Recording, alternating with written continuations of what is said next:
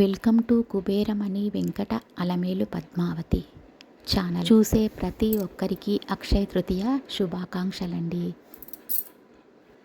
అక్షయ తృతీయ రోజున పసుపు గణపతి మరియు అమ్మవారిని ప్రతిష్టాపన చేసుకొని షోడశోపచార పూజ జరుపుకోవడం.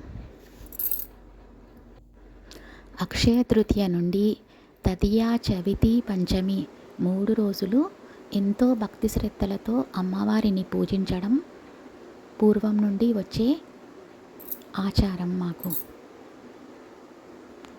3 రోజులు రకరకాల నైవేద్యాలు అమ్మవారికి సమర్పించుకుంటాము.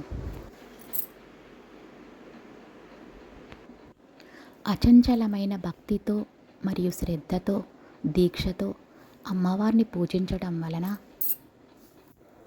ఆ తల్లి పరిపూర్ణ ఆశీస్సులు మన కుటుంబం పైన మరియు మన తోటివారిపైన మరియు ఈ జగత్తులో ఎల్లవేళలా ఆ తల్లి తన ఆశీస్సులను కురిపిస్తుంది. అక్షయ తృతీయ పూజ వలన మనకు సౌభాగ్య సమృద్ధి, ఆరోగ్య సమృద్ధి, సంతాన సమృద్ధి, ధనధాన్య సమృద్ధి, పాడి పంటల సమృద్ధి, ఈ విధంగా రకరకాలుగా ఆ తల్లి మన పైన ఆశీస్సులను కురిపిస్తుంది. అమ్మవారు మన ఇంటికి వచ్చి పూజలు అందుకోవడము ద్వారా కొన్ని నిదర్శనాలు కూడా మనకు అందుతాయి.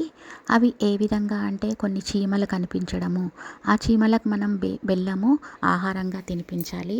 మరియు కొన్ని పరీక్షలు కూడా అమ్మవారి ద్వారా అమ్మవారు జరుపుతుంది. మూగజీవులకు ఆహారం అందించడము, ఇలా మనము చేయాలి. ఎందుకంటే అమ్మవారు పూజ ఒక్కటే చూడదు, మనలోని క్షమ, జాలి, కరుణ, సానుభూతి, ఇలా ఎన్నో రకాలుగా పరీక్షలు ఉంటాయి. మనలో ఇవన్నీ పెంపొందించుకోవాలి. అదే పూజ పరమావధి.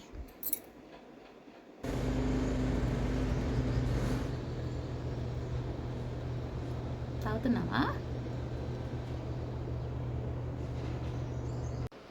ఓం శ్రీ మాత్రే నమః.